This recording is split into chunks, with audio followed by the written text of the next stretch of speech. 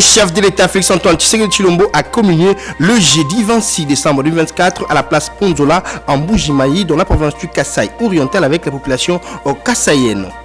Sous une pluie battante, la chef du gouvernement Judith Suminwa a fait le jeudi une inspection surprise des travaux de construction et de réhabilitation de la voirie de la capitale.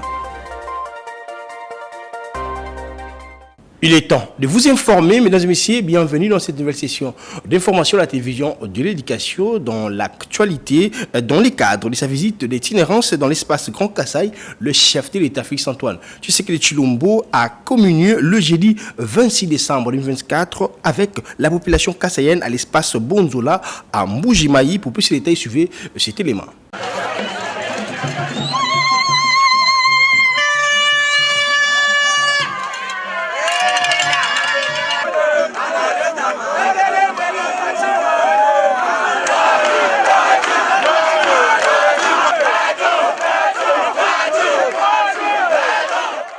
Mbuji-Mayi est la deuxième étape de la visite au travail et d'itinérance du président de la République Félix-Antoine Tshisekedi Tshilombo dans le Grand Kasaï, visite entamée le 24 décembre à Kananga, au Kasaï occidental. 18h15, heure locale, le Boeing présidentiel Simon Kimbangu s'immobilise sur le tarmac de l'aéroport national de Bipemba, noir de monde, sur son tarmac et aux alentours des installations aéroportuaires, en compagnie de son épouse, la distinguée première dame Denise Nyakeru Tshisekedi. Le président de la République descend de l'avion. Il est accueilli au bas de la passerelle par un comité restreint avec en tête le gouverneur du Kasaï oriental, Jean-Paul Mbwebwa Kapo. Après la traversée de la haie d'honneur, le président de la République salue les membres du gouvernement central présents en Mbuji-Mayi et les notables locaux, députés, ministres provinciaux, ainsi que les chefs traditionnels venus, tous très nombreux, à l'aéroport. C'était avant de prendre un bain de foule des forces vives de Mbuji-Mayi, mobilisées spontanément depuis de longues heures pour réserver un accueil délirant au président Félix-Antoine Tshisekedi Tshilombo.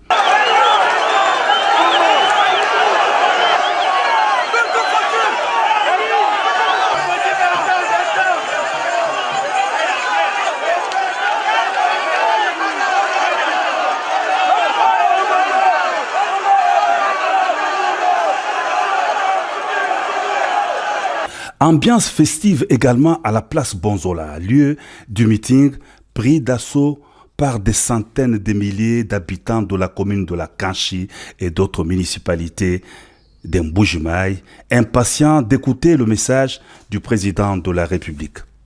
D'entrée de jeu, le chef de l'État a vivement remercié la population de Mbuji-Mayi de l'accueil très chaleureux qu'elle lui a réservé et de la confiance que la population du Kasaï oriental lui a accordée en l'élisant pour un second mandat à la tête du pays. Je vous ai promis de revenir après mon élection pour réitérer mes engagements pris lors de la campagne électorale, a dit le président de la République. Ces engagements se résument dans les 6 piliers de l'action du chef de l'État durant son quinquennat en cours. Il s'agit de l'emploi de jeunes qui sera résolu par la création d'emplois. Le président de la République a dit avoir instruit le gouvernement de promouvoir l'entrepreneuriat de jeunes. Les deuxième piliers concernent la sécurité. Le président de la République a réitéré sa détermination dans la recherche de voies et moyens de restaurer la paix dans l'est du pays grâce à la montée en puissance des forces armées de la RDC face à l'agresseur, le Rwanda, qui pille les ressources de la RDC et dont le président a brillé par son absence à la rencontre de Luanda en Angola. Le président de la République a mis par ailleurs l'accent sur l'agriculture, priorité des priorités, qui permettra à la RDC d'exporter ses produits agricoles pour diversifier l'économie du pays et combattre la hausse des prix des produits importés. La RDC pourra ainsi compter non seulement sur ses minéraux, mais aussi sur son agriculture pour assurer la sécurité alimentaire. Concernant les minéraux, le chef de l'État a annoncé une enveloppe de 50 millions de dollars américains pour le redressement de la minière de Bakwanga. Le président de la République a aussi parlé de l'accès aux services de base. Il a épinglé la gratuité de l'enseignement de base qui va aussi s'étendre au niveau du secondaire la construction de l'université moderne de Mbuji-Mayi et la gratuité de la maternité. Le chef de l'État a conclu par l'administration. Il a évoqué son important programme de 145 territoires qui va redresser le pays à partir de la base en construisant déjà des bureaux de l'administration, des écoles, des centres de santé. Invité par la masse à évoquer les sujets de la révision ou le changement de la Constitution, le président de la République a dit « C'est au peuple souverain primaire de décider. La parole du peuple est celle des dieux », a renchéri le chef de l'État. Le chef de l'État Félix-Antoine Tshisekedi Tshilombo a inspecté avant l'étape de Mbuji-Mayi la route Kananga-Kalambambouji. Junel Piso pour les détails. C'est à la jonction de la route nationale numéro 1 avec la route Kananga-Kalambambouji que le ministre des Infrastructures et Travaux Publics, Alexis Guissaro Mouvouni, a accueilli le président de la République, Félix-Antoine Tshisekedi Tshilombo, pour cette visite des travaux du projet de la route Kananga-Kalambambouji ce 25 décembre 2024, devant une population en liesse. Versée dans le financement du programme sino-congolais il y a quelques 5 mois, ces travaux confiés à Cisco SA à travers ses sous-traitants Sino Hydro 1 et Sino Hydro 14 préoccupent au plus haut point le chef de l'État qui, dans son adresse à la population du Kasaï central le 24 décembre dernier à la place de l'Indépendance, avait promis que ces travaux, comme ceux de la route nationale numéro 1, devraient se terminer avant la fin de son mandat, au moyen d'un présentoir reprenant la carte du projet et des principaux ouvrages de franchissement à construire.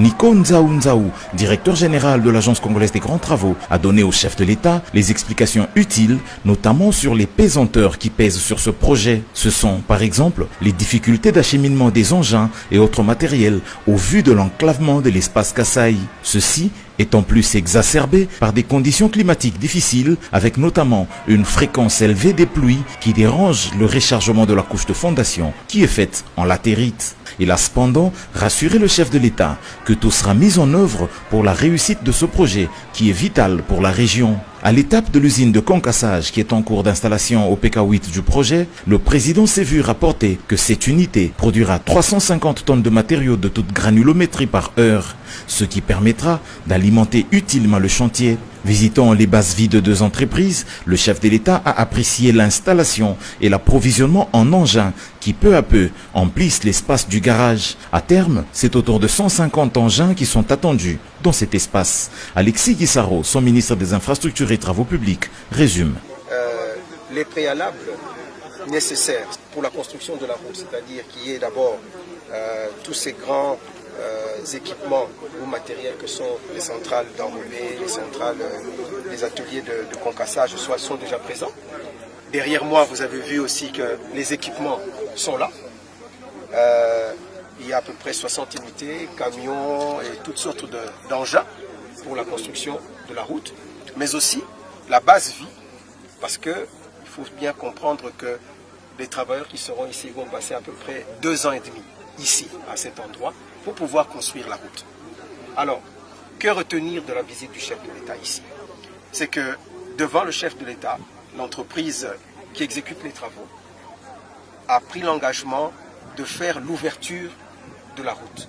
Donc, dans les 6 mois, à dater de maintenant, c'est-à-dire jusqu'au mois de juin, la route Kananga-Kalambambouji sera totalement ouverte à la circulation.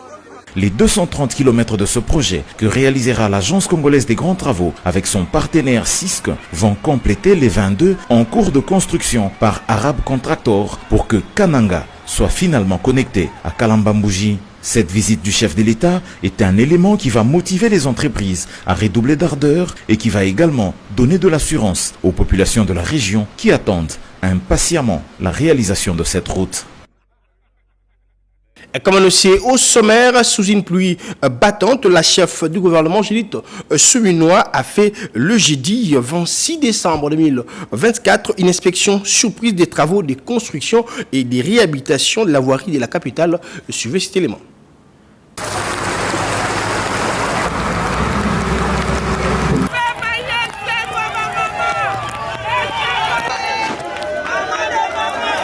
À Accompagné du gouverneur de la ville-province de Kinshasa et du président de l'Assemblée provinciale, la chef du gouvernement a entamé sa tournée pour la route Kulumba qui relie les communes voisines de Massina et Limete. À cet endroit, elle a constaté la reprise des travaux après une longue période d'inactivité. La première ministre s'est ensuite dirigée vers la 15e rue Limete, sur la route des poids lourds, où elle a inspecté de près les travaux de bétonnage menant à Massina Petro-Congo. Nakita ki pona mona problème à banzela parce que eza eloko moko batu bazolo bele ilbele nga moko nanga ke notala bisika mususu neti na soma zigida diman nane bandité mais gouverneur a ebsinga qu'ils a déjà la carte programme au tobando sala na la ville. Donc voilà, c'est une bonne chose. Toke na banzela mususu to sali neti kabambar to sali o Masina Kulumba to moni ke misala bandi. Siko il faut to landela neti par exemple na Kulumba problème eza il faut absolument que régie des eaux ya kotala makama batio nango na SNELP parce que nzela po efungwa bien il faut que nani enceinte à SNEL va bouger mouké etc. Il y a une cabine de la SNEL et tout donc tout ça et zabilo romoko il faut tout solo la bien pour tout s'assurer que misala est aussi là ndenge sengeli. Poursuivant son périple, Judith Souminois a visité les communes de Barumbu, Gombe, Kinshasa, Kasavubu et Bandalungwa. Sur Kabomba et Dima, elle a dû marcher sur des flaques d'eau et la boue qui jonche ses avenues. La première ministre a insisté sur la nécessité de restaurer les routes des désertes de la capitale congolaise pour permettre à la population d'exercer ses activités de manière stable et de mieux circuler. L'initiative de la chef du gouvernement de descendre sur le terrain pour inspecter les travaux a été fortement saluée par la population. Bon, on s'appelle d'abord premièrement des mamans à écouter la biso. Déjà la biso et oumeli makas. Basa l'effort pour que bon parce que dans la biso bazana c'est bazana risque makas na si obino mo bomoni. Bazana risque makas ta bambula des obetabu. Ce qui va faire le plus vite possible était bande la biso banda ko barolela. Non, ndibela ngesalenga plaisir à trop comme on a initiative à boye. Parce que ko beta tour ba konzi moyen bato ba osala pa détourner zate. Parce que de temps en temps ceux qui bazoya et ça la bien pour banzela peut avancer. Mais ça là est avancé quoi. Tout à fait autre chose, un culte d'action de grâce dénommé Un Nouveau Départ a eu lieu ce vendredi 27 décembre 2024 dans la salle Apocalypse 22 dans la commune de Massina sous le haut patronage du conseiller Pichou Bidingi. Pour plus de détails, suivez cet élément nommé Katako Ifani Chiswaka. Sous le haut patronage du conseiller Pichubidingi, en collaboration avec les serviteurs et servantes de Dieu venus des 4 coins du district de la Tchangou, un culte spécial d'action de grâce dénommé Nouveau Départ a été organisé pour recommander le nouveau départ du conseiller Pichubidingi entre les mains du Seigneur. À cette occasion, l'orateur du jour a exhorté l'assistance sur la science divine face à une crise. Tiré du livre de Juges, chapitre 6, du 5e au 8e verset, l'homme de Dieu a fait savoir que devant une crise, il y a toujours une solution de Dieu. Dans son speech, le conseiller Pichubidingi a sollicité le soutien et l'accompagnement de ces hommes de Dieu dans ce nouveau départ. Nous avons voulu rendre grâce à Dieu pour tous ses bienfaits. Et comme c'est une nouvelle année, nous reprenons les activités sur terrain. Nous avons voulu les reprendre avec la bénédiction des hommes de Dieu. Je les remercie parce qu'ils nous ont soutenus lors de la processus électoral. Je vis de mes propres yeux comment est-ce que les hommes de Dieu ont mouillé les maillots pour l'élection. Et pour ça, je ne pouvais pas commencer sans pourtant recevoir les bénédictions des hommes de Dieu. Nous demandons à tous nos membres de se préparer parce que nous rentrons sur terrain. Comme toujours, nous voulons mobiliser et actionner les développements, surtout à Tchangou et à travers la République démocratique du Congo. Ça nous suivit d'une série de prières en recommandant le conseiller Pichubidingi entre les mains du Seigneur pour cette nouvelle page qui s'ouvre. Une initiative saluée par le pasteur participant à ce culte d'action de grâce. Je précise déjà que l'initiative est venue de lui et ça nous avait tous étonnés qu'un homme politique de son État cherchait à réunir les hommes de Dieu que nous sommes de partout pour venir rendre seulement action de grâce à Dieu pour toute l'année et remercier le Seigneur pour nous avoir protégés. Et également parce que nous savons qu'à la tête d'une institution, d'une république, avoir un chrétien, Ça constitue une sécurité aussi pour les enfants de Dieu. Signalons que le conseiller Pichu Bidingui était accompagné de son épouse ainsi que de l'équipe du Temple de Changement Pichu Bidingui. L'école du dimanche de la communauté Intercession Cité des Refuges a célébré le mercredi 25 décembre 2024 avec faste la fête des nativités. Suivez ces reportages de Jerry Roméo Mwamba.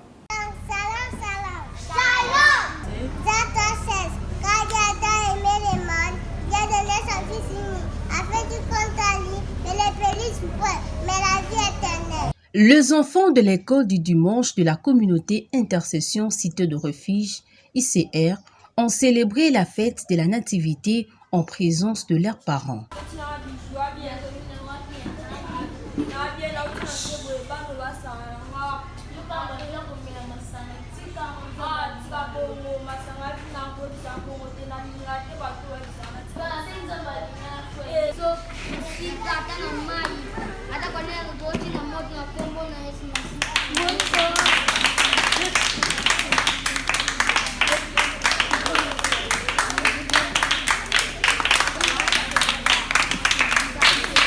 Objectif, donner aux enfants de l'école du dimanche les goûts de Jésus à travers le sketch, poèmes et autres. Les enfants doivent se préparer au retour du Christ, ont-ils rappelé le prestateur. Les monitaires Jerry Roméo Mwamba préparent ses enfants au même exercice ce mardi 31 décembre. L'église Intercession Cité de Refuge est située sur l'avenue Maninga, numéro 9, dans la commune de Selembao, au quartier Kalunga. La même concentration, la même énergie, surtout la même synergie. Nous sommes une équipe. Parlons en province dans ce journal, en Ituri, un orphelinat a doté de 500 tôles et 15 cartons de clous par l'administration militaire pour sa réhabilitation après l'incendie survenu en novembre dernier. Pour plus de détails, suivez cet élément de Naomi Katako. Ravagé par un incendie le 27 novembre dernier, l'orphelinat La Compassion a bénéficié ce vendredi 27 décembre 2024 d'un don important du lieutenant-général Luboya Kashama Johnny, gouverneur de province, à travers son délégué le maire de Bunia. Au total, 500 tôles et 15 cartons de clous ont été remis aux responsables du dit orphelinat, indique le commissaire supérieur principal, Mbouikola Bosco. Sur instruction de son Excellence, Monsieur le gouverneur de la province, le lieutenant-général Luboya Kashama, il m'a envoyé expressément pour venir remettre un don de 500 tôles BG28 et 15 cartons de clous de tôle. C'était un incendie qui s'est déclaré dans cet orphelinat et c'est pourquoi, étant père de famille, il ne devait pas laisser cette opportunité. Il a montré son bon sens de père de famille et il a envoyé un don pour que ses enfants aussi soient bien protégés. Un motif de satisfaction pour M. Gaï Siviwa, coordonnateur du dit orphelinat, qui salue ces gestes et cœurs de l'autorité provinciale en faveur de ces enfants qui passent la nuit à la belle étoile. Vraiment, notre joie est on ne peut plus immense parce que ça dépasse notre entendement. Ça nous fait tellement plaisir de voir que M. le gouverneur Luboya s'est souvenu de nous en apportant un bon don. Ça vient au bon moment. Parce qu'on se posait beaucoup de questions, on se demandait qu'est-ce qu'on va faire. Et heureusement que Luboya, c'est un père de famille. Il s'est mobilisé, il a mobilisé tous les gouvernements pour qu'ils puissent nous aider, nous apporter le confort à ces moments difficiles. Notons que l'orphelinat La Compassion héberge et encadre plus ou moins 75 enfants dont l'âge varie entre 0 à 12 ans. Les dons remis ces jours par le lieutenant-général Luboya Kashama Johnny permettra d'accélérer le rythme des travaux de réfection du bâtiment de cet orphelinat situé en ville de Bunia. Parlons société dans ce journal pour lutter contre l'inondation provoquée par la pluie en Gaba. Les jeunes ont pris l'initiative de curer les caniveaux qui sont bouchés. Suivez cet élément de Djibril Bakamba.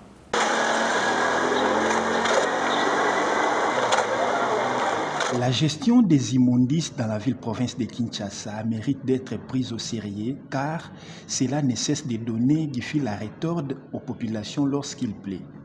Même si les Koulouna, devenus aujourd'hui les bâtisseurs de la nation, sont mis à contribution pour stopper cet élan des inondations dans les grandes artères à travers ce qu'ils font ces jours ici sur les boulevards Lumumba, Sendwe, l'avenue des Huileries et autres ne suffit pas. Cette politique doit être étendue pour que la capitale respire, quel que soit le climat. Dans la commune de Ngaba, par exemple, un groupe de jeunes a pris l'initiative de tirer les caniveaux. Pour cause, ceux qui sont censés impulser la vision continuent à dormir sur leur oreiller. Les champignons, devant la police, les champignons, nous sommes que Nini Bougoumé, c'est une émission de salaté, mais tout ça, la motivation, il y a Papa Ngoma. Kolo Lupango, Papa Ngoma. Mais ngai lokola na yebi musala ebele ya ko déboucher carnivore na ba konjamboka précisément na bourgmestre commune ya Ngaba cause nango parce que na dape molobeli ya Ngaba journaliste comme yo et donc la kisa que il faut salongwe sala maka chaque samedi donc ba terrasse za débordé ya ngwana do sala ba inondation da ka maité inondation pe ko da pe full ba déchet wala il faut salongwe salama. L'interpellation va droit aux autorités ayant ces secteurs dans leurs attributions. Toujours en société, pour boucler complètement cette session d'information, l'état de la route de la Libération Ex 24 novembre, dans ce tension compris entre la prison centrale de Makala et Rond-Point Moulard, inquiète la population qui éprouve de nombreuses difficultés pour circuler. Suivez cet élément pour voir plus ces détails. La route de la Libération ex-24 novembre dans son tronçon compris entre Mollard et Landou, à proximité de la prison centrale de Makala, est abandonnée à son triste sort. D'après les usagers de cette route, un député est venu pour faire la transperction, mais sans aller-retour.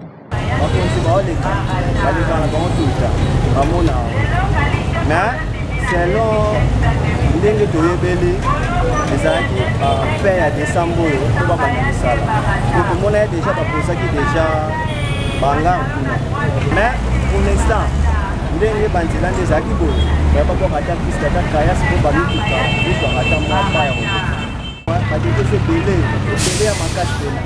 La population appelle les autorités compétentes d'y intervenir avant que la situation devienne tragique. Vous avez suivi dans ce journal, le chef de l'État a communié le jeudi 26 décembre 2024 à la place Bonzola en Mbujimayi, dans la province du Kasaï, avec la population kassaïenne, dans le cadre de sa visite d'itinérance dans l'espace Grand Kasaï. Mais aussi, sous une pluie battante, la chef de gouvernement Judith Souminois a fait le jeudi 26 décembre 2024 une inspection surprise des travaux de construction et de réhabilitation de la voirie de la capitale.